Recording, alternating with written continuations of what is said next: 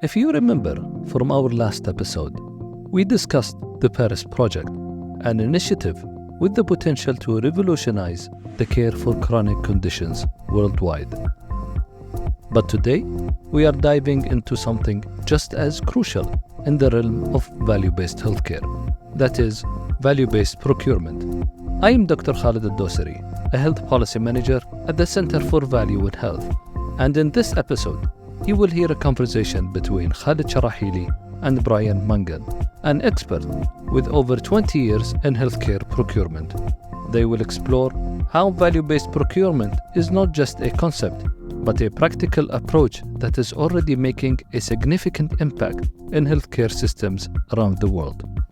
Now, let's get started, and hope you enjoy. Good morning, everyone. Welcome to Value and Health podcast series.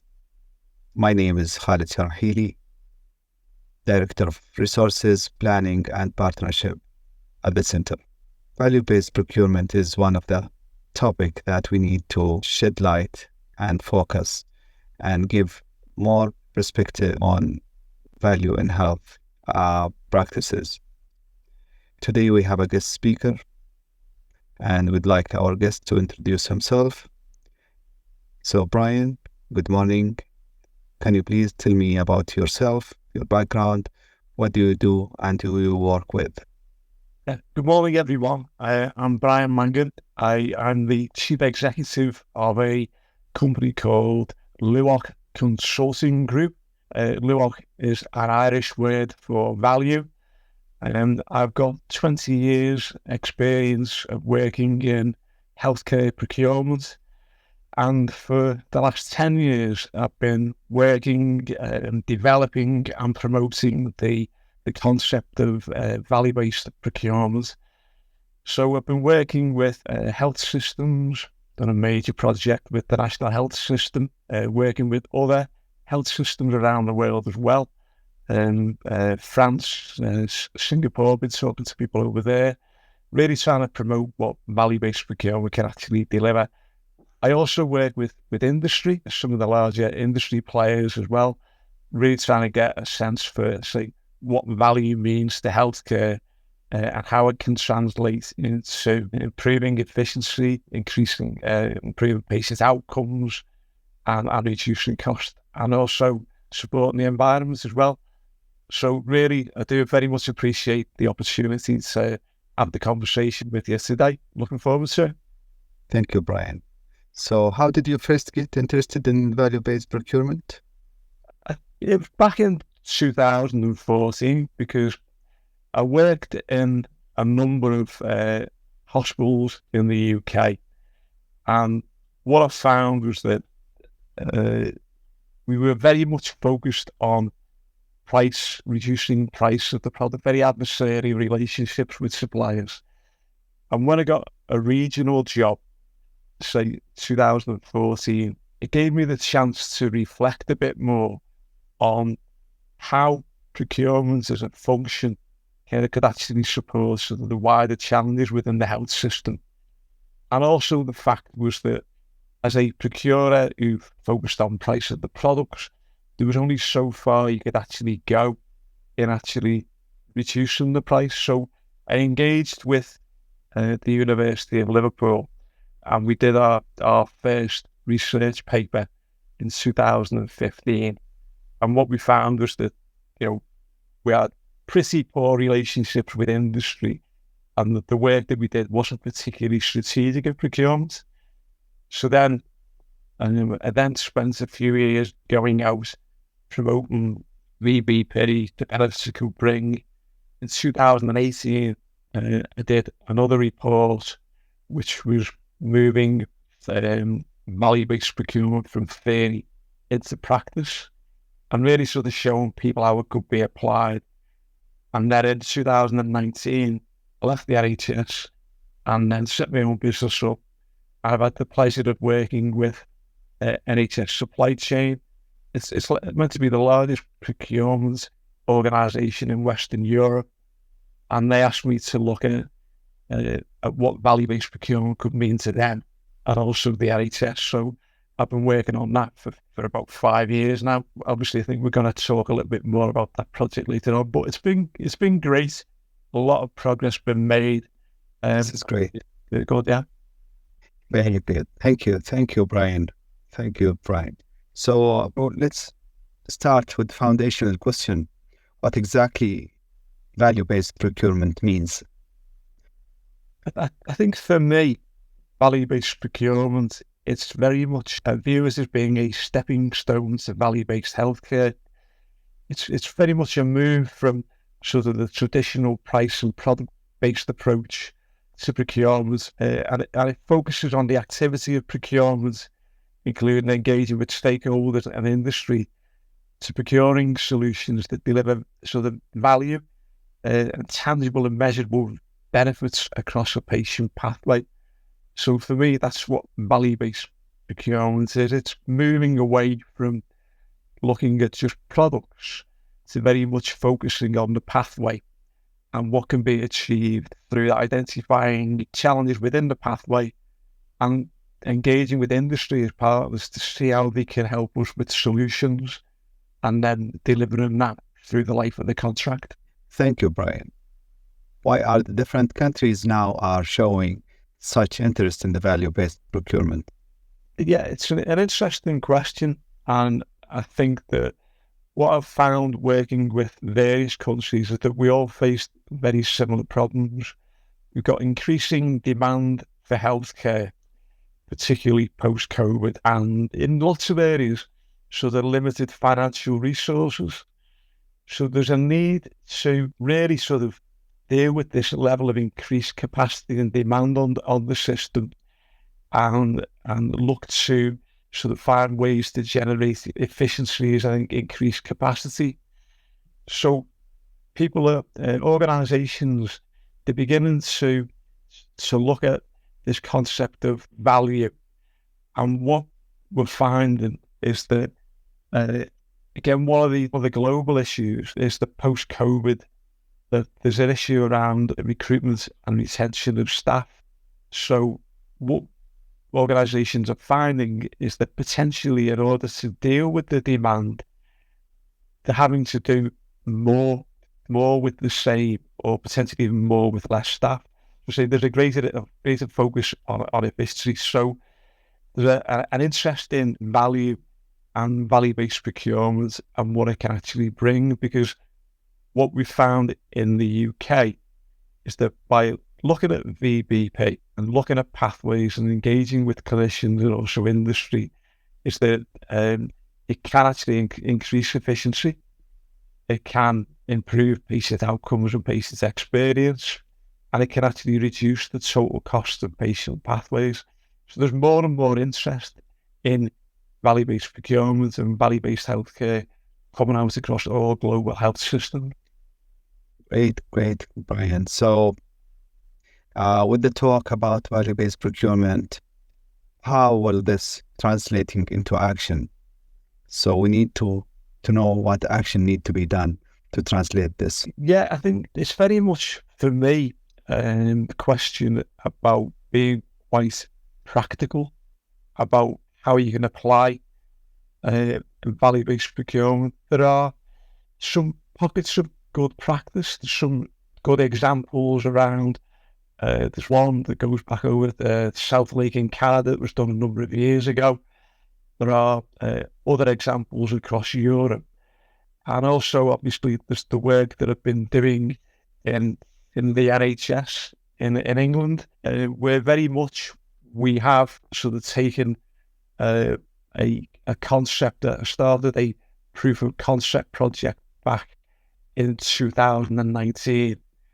And it was looking to sort of develop a number of pilot studies that could help prove that how value-based procurement could actually move from theory into practice. So now there's a whole suite, a whole range of case study examples that proves how value-based procurement is being taken from theory and actually delivering tangible and measurable benefits to a health system. I think so that there is definitely progress and evidence that value-based procurement is delivering benefits to a health system. Yeah, thank you, Brian, for that. So, is value-based procurement more applicable to some services and conditions than others, or is it just the same, applicable for every services, the similar conditions? You can apply the principles of value-based procurement to anything.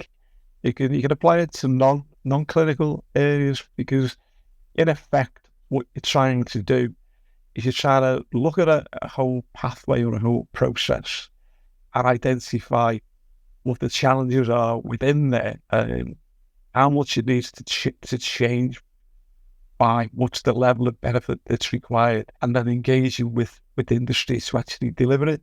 What I've found is that the value-based procurement, some of the projects, it's been anything from ophthalmology through to high-end cardiac.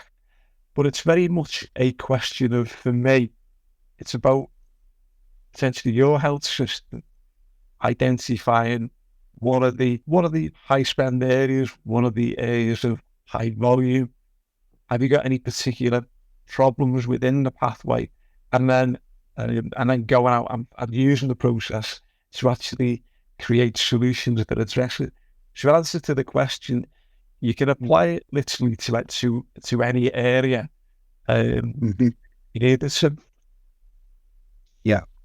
Yeah. So, do you think who's the main player and the stakeholder in a successful value-based procurement? Yeah. I mean, I think that sort of the main players, if you like, really sort of, obviously clinicians are at the centre of what value-based procurement is about, because it requires a potential change in practice. So clinicians clearly and traditionally are very much at the front and centre of value-based procurement projects. And what I've found in engaging with clinicians over the years is that it's like the expression, in English, it's like pushing on an open door. People are really kind of receptive to it. So you've got clinicians are critical. You've got operational staff who kind of make the system work in a hospital environment. They need to be engaged with it and how they can actually apply the changes in the process and how that feeds in to the rest of the health system.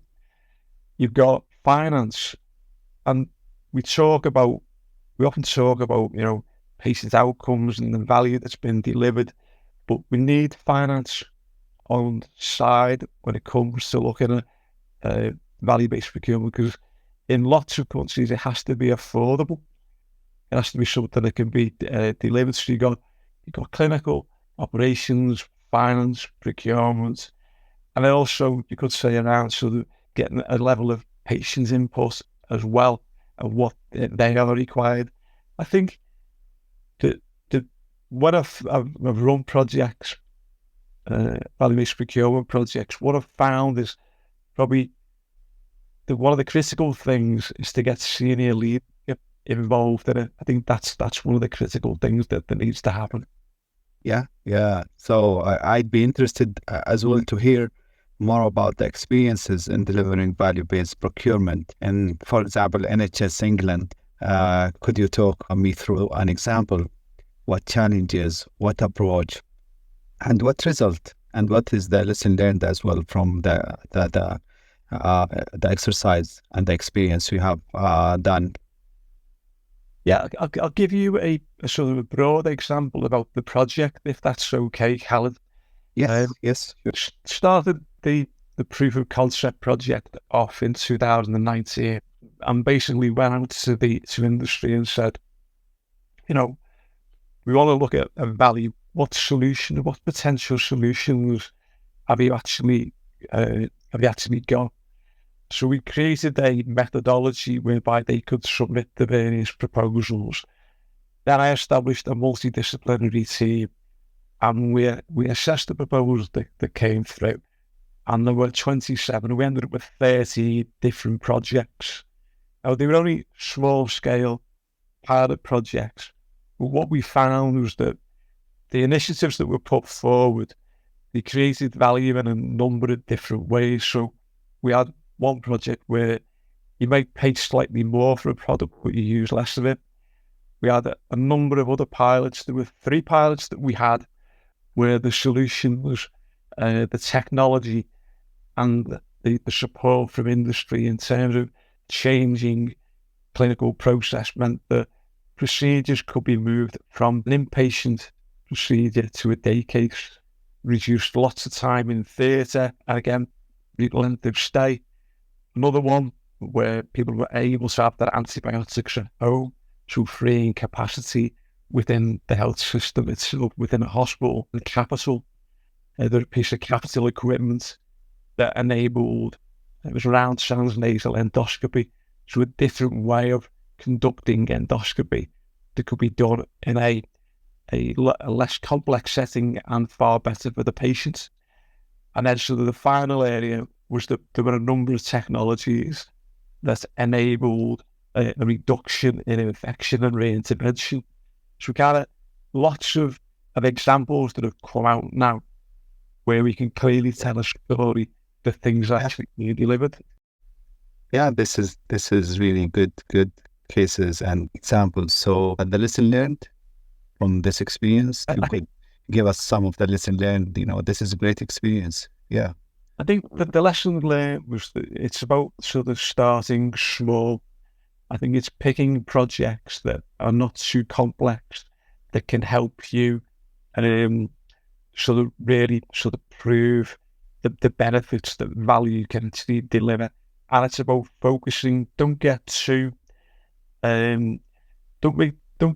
focused on sort of the detail. And by that, I mean 80% of the value will be created by 20% of the actions. So it's focusing on things that it might just be a question of you want to reduce theatre time or you want to reduce length of stay. And those measures are quite easy to capture and measure so you can see that how benefits are delivered.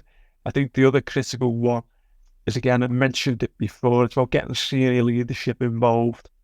Getting senior leadership involved who can provide the access to people and ensure that the projects are being maintained, they're being run smoothly. And it's about then the final one, it's about sort of creating a common language for value. So it's understanding what you're going to change and how you're going to measure it. Value in Health is a national independent think tank sharing insights and evidence on value-based healthcare in the Kingdom of Saudi Arabia. You can read Value in Health's policy briefs and discover its learning programs at cvalue.sa. That's cvalue.sa. Value in Health is also the host for an international knowledge-sharing entity, the Global Innovation Hub for Improving Value in Health, created by the G20 at g20hub.org. That's g20hub.org. You will find a wealth of case studies and policy insights to support national health systems establish high-value healthcare services. Both Value in Health and the Hub's websites are updated frequently, so do check them out. Now, back to today's episode. Yeah, very good. So what's the most memorable thing that happened to you while working in value-based procurement projects? So something you remember, like an achievement or a successful, factor that you can tell us about.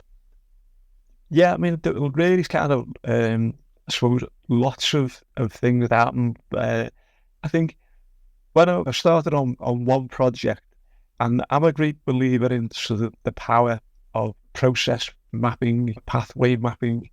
And when I was engaging with a supplier, so that we were about to go into the first meeting with a clinical person, and the supplier was very much of the mind that there wasn't a great deal of benefit in mapping the pathway. And I managed to convince them literally just 5 minutes before we were going into the meeting that we needed to do it. Now, by applying the process of pathway mapping, what we found was that it helped us really identify and explore what the challenges were within the system. And as a result of that, the supplier could then look at what they were going to do and then create a pathway that could address the issues. And that meant that actually resulted in a significant reduction in what they call catheterization faulty rates. That is, it's about catheterization infections. So by doing that, by following the process of procurement, it had a direct impact on the reduction of infections, which obviously then translated into a far better patient experience, a lot lower cost for the hospital. And it really kind of, to me, proved the overall benefits that value-based procurement can bring. Okay, thank you. This is good example, Brian. So I'll take you to another question. So about the policymakers. So why policymakers and the payers find out more about value-based procurement? Why they should know more and do more about value-based procurement from policymaker and payers' perspective? I think for policymakers, it's kind of what I mentioned before. I think there's a real understanding that there are significant pressures on health systems in terms of increased demand, in terms of the volumes of patients coming through the door and demand to improve outcomes. And I believe that something as practical as value-based procurement is an area and an opportunity that can significantly support those strategic goals. For me, it is an opportunity for the policymakers to understand that this value-based procurement methodology or approach, call it whatever you will, can actually create significant benefits for the patients, the health system, and also for the environment as well. I'm doing a piece of work at the moment whereby we're looking to say, by adopting a value-based procurement approach, that it can actually have a positive impact on supporting environmental goals. So I think there's a whole range of things that the value-based procurement can address for policymakers and for payers. I think by looking at pathways and looking at trying to make them potentially more efficient and ultimately, again, potentially reducing the costs of the procedures themselves, then it gives payers the opportunity to do something with that released financial benefit. So in a private healthcare environment, then the payers may want to use the released funds to some kind of gain share agreement with the providers. They may want to retain the funds and reinvest it in other areas, or they may want to pass it on to the customers to help them provide more affordable healthcare. So there's lots and lots of benefits for everybody in the system by applying a value-based procurement approach. Yeah, it seems, a lot of benefits, as you said. So what are those benefits? Again, if you can tell us more about the benefits of value-based procurement for the industries player like pharma, medtech, for example.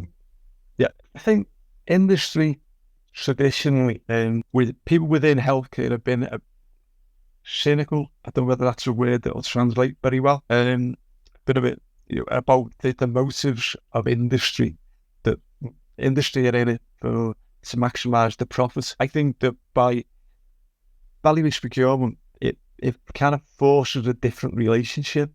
So for industry, they can be being perceived as actually making a real difference to improving patient care, to addressing these challenges. It improves the way that they have a relationship with healthcare, and it gives them the opportunity to demonstrate that they are very much not part of the problem, but actually part of the solution.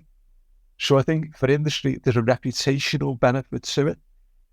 There are, for those industry players to get this right, then again, potentially there's opportunities for increased sales and growing market share. And again, it's around the credibility issue for me. I think that it's a change of perception, and that we can see sort of the tangible and measurable benefits that are being delivered. So it's really a good opportunity for industry to sort of to look at VBP, not to market value out of products that's not there, but actually build value in to products and solutions that actually meet the needs and the challenges of the health system. So it's a win-win for everybody. Yeah. So if we are moving to clinician as well, how does value-based procurement impact their work on the clinician side? It very much, clinicians that I've spoken to are very much encouraged by value-based procurement, because they can see that what we're trying to do as a profession is that we're trying to support them in their working lives. We're trying to support them to deliver the best possible patient care, and to make their day-to-day activities, how they perform, we're trying to improve that. So for me, again, there's lots of benefits for clinicians to be involved in this, and this is what I've found, is that I went to a conference last year, and we talk a lot about value and patience.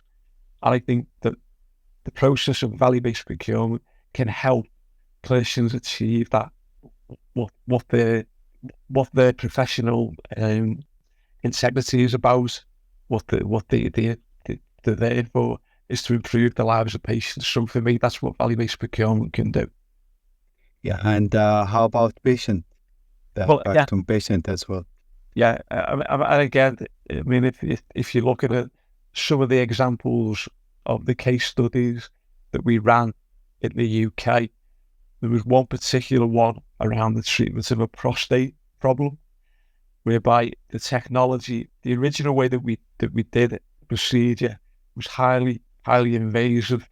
It had a significant impact on the patient post-operation, whereas what the technologies can do is minimally invasive, and again, the patient's experience of being put through the procedure is significantly better, and also less complications after it had been done, and a greater life experience after the procedure. So lots of benefits for the patients. Yeah, this is I really the impact that we look for is for patient, for clinician, and for those very important people in who was beneficiary from the health system. So who would you say are the leaders for value-based procurement, and where have the greatest success have been achieved, and how you are push the thinking forward? What do you think, how we push the thinking forward on this? I think, again, there have been pockets of sort of good examples about value-based procurement around the world. If it's okay, I will suggest that the work that's been done in the UK is probably the most progressive in terms of scale, because what I've managed to do is to get the actual health system in a position whereby they're looking to actually deliver this nationally. They're looking to develop a national methodology that will be rolled out. I think it's next year, where value-based procurement will be adopted, and it will be part of the tendering process going forward from 2025. So I think that in terms of sort of value-based procurement in practice, I think the work that we've done in the UK is very good. NHS Wales have done some interesting work on value-based healthcare as well. And then you've got other kind of pockets and examples. The Nordics are looking at VBP, value-based procurement, and there's some examples from Catalonia. So there's lots of work that's being done on value-based procurement. And I think that in terms of your second question, how do you think the value-based procurement process is going to change? Yeah, yes. I think it's what we find that is that at the moment there are various different ways of looking at value-based procurement, and the way that it will change is that there will become a standard approach internationally to value-based procurement. And I think that we're on a journey when it comes to the adoption of it. I think that's the first change. I think At the moment, there are variations. I think we'll get to a standard way of working across health systems. And then the final part, I think, as with most things in life, I think AI, artificial intelligence, will have an impact on it as well. And there's some work that I'm looking at around that at the moment to see how we can use AI to accelerate the adoption of value-based procurement, to make it easier for people to understand and apply. Yeah. So this is the innovation part, in the value-based procurement, which is using the AI is a smart jump and push, to achieve more value-based procurement. And my follow-up question is, if you are interested in implementing value-based procurement project, where would you suggest to start from? So from where we start in implementing value-based procurement at any health system? Yeah, I think the first thing to do is just identify a problem area. Identify something that you believe there's a challenge. Keep it simple. It could be, you might want to look at, orthopedics as being an example. You might look at an orthopedic procedure for a hip implant and say, we want to reduce theatre time and we want to reduce length of stay. And then it's about then working through that as a project. It's about identifying with clinicians and also the market to see if they've got solutions to it, and then running a pilot study. And I don't mean just running a pilot study for the sake of running a pilot. What it allows you to do is, by running something that is in a controlled environment, you can actually understand what the impact is for your organisation, for your health system, and then the expression we use is prove and move. So you've proven that it works, and then you can move on and scale it up. So it's about identifying a problem area, keeping it simple, engaging with the market, and then running a pilot. Those simple steps. Very good. So a straightforward 3 simple steps, as you mentioned. So, and again, your experience, Brian, what is the most difficult thing about doing value-based procurement effectively? I think it's about creating a common language for value, because value means different things to different people. So it's about really communicating what value means to the health system, communicating that to industry, so they're very, very clear on what you're trying to achieve. And by doing so, it will then allow a solution that meets the needs of the health system. If people have got different ideas of what value means, you'll end up getting solutions and innovations that come through that aren't targeted on what you need to achieve. Yeah, unifying the approach, unifying the process, unifying the definition as well of what value-based procurement. Yeah. So where do you suggest the listeners find out more about value-based procurement? Any recommendation you think our audiences can go to and read and find the good resources for value-based procurement in general? Sure. I mean, they could try the NHS supply chain website.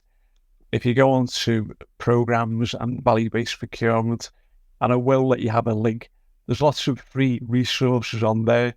There are some videos and other training material and examples. So there's quite a lot of information and material on that if people are interested. There's something called the MedTech Value-Based Procurement Community of Practice. They've done lots of work on there, and I've got my own website as well. If people are interested, there's some information on that as well for people to look at, which we can let people to have the website address. Yeah, we'll share the website address as well for people to go and to read more about value-based procurement. So, Brian, this is again a question to you about what are you working on now? So what things you are doing currently in general and in value-based procurement in specific? Really trying to continue with the work that I've been doing, engaging with a number of different health systems. We had a call just before this one with colleagues in Australia, speaking to organisations, health systems in Singapore as well.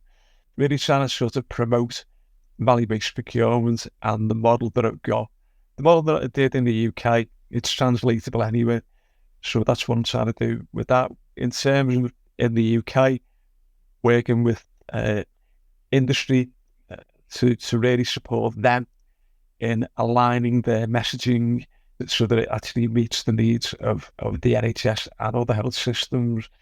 Doing some training, further training with NHS staff to let them, so that really enable them to start applying value-based procurement in the NHS and training with suppliers as well. And then the final thing is beginning to look at AI as well. That's something we're particularly interested in. We're looking at setting a project up around that as well. Yes, thank you, Brian, and thank you for the valuable information you provided. And this was a great, chance to speak to you as expert in value-based procurement. And to our audience, we ask the closing question. In your view, what is the one thing health system can do to bring a better value-based healthcare?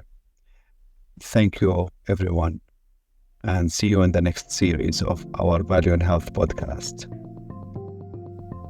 Now, as we conclude today's episode, consider the impact of value-based procurement, not just as a cost-saving measure, but a strategic approach to improving patient outcomes and healthcare efficiency. Many thanks to our host and our guest for sharing his valuable insights, and to all of you for listening.